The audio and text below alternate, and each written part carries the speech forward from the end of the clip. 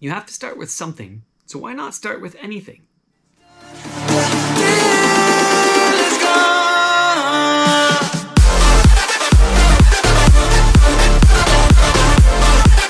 There are few things more terrifying than a blank page. When I sit down to begin to write a sermon or a workshop or a talk or something like that, it's often really scary because there are so many possibilities, so many things you could do that it's really hard to even just get started.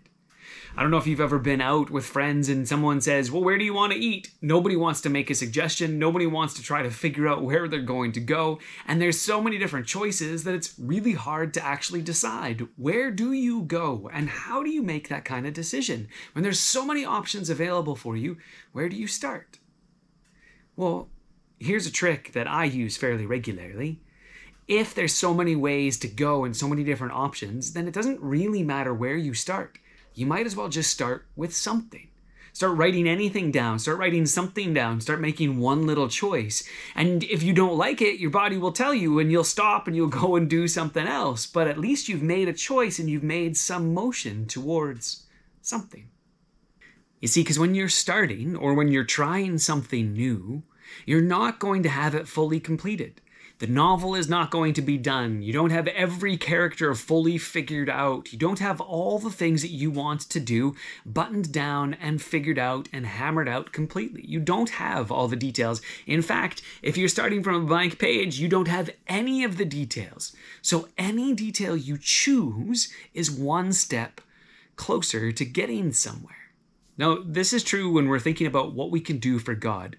Over the past few weeks, we've been looking at what it means for God to work through us and in us and for us to make the world a better place. But there's often the question that kind of lingers in our minds. Yeah, but what do I do? Where do I start? And my advice to you is, if it doesn't really matter where you start, you might as well start somewhere. The world of improv theater has a little technique that might help you here.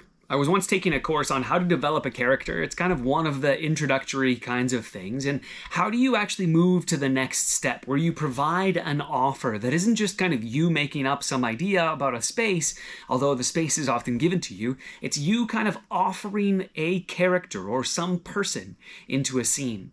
Now, often that takes years to develop a really good character, and a lot of improvisational actors come back to a character that they have honed over the course of time. And when you're just starting out, when you have a blank page, you don't really know where to begin or where to start or what to do with that. But one of the things that they said is it doesn't really matter what you choose, just choose something. So they gave this exercise. They got us all standing up and walking around the room and just walking like a normal person, like you normally walk. And then they would say, pick one particular body part and have that body part lead you around the room. So like if you imagine a sheet of water or a sheet of glass, that body part is going to be the first thing through that pane of glass. That might be your pinky. That might be an elbow or a shoulder. That might actually be your nose or maybe your chin or maybe another way in which you walk around the room. Maybe it's a hip or a knee or your foot itself. And then they would have you walk around that way. So let's say it was my knee. I'm walking around and then my knee is going forward. This is going to be a very awkward kind of way to walk. And it's going to create a certain gait or limp or manner of being. And then the question would be, okay, so if this is the way this character walks, what kind of a voice might they have? Would they have a southern drawl, and would they talk really slowly?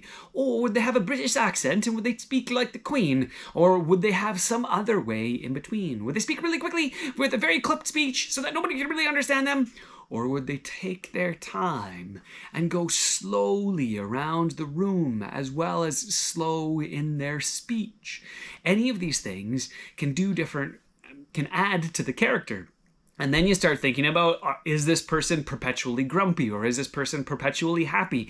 If this person that walks this way and talks this way were right here in front of me, what kind of person would they be? How would they engage with the world?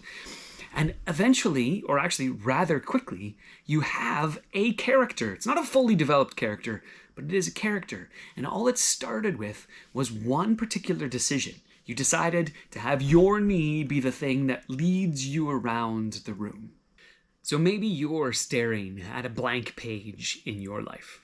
Maybe you've been following along with our worship services and you've been thinking about what it might look like for you to work in a way that honors God in all the things that you do in your life, but you don't really know where to start. Well, I'd encourage you to make one little decision. Decide in one place that you regularly go to do one thing that might be a little bit different, that's a little more overt about making this world a better place, about offering something to someone in a way that makes this world better. And as you do so, maybe there's other little habits that start to develop and other little pieces that go along the way.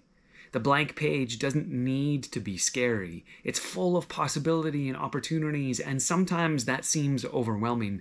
But just making one little choice, starting somewhere, can often lead you into really cool places. If you don't know where to start, and it doesn't really matter where you start, well then you might as well start anywhere.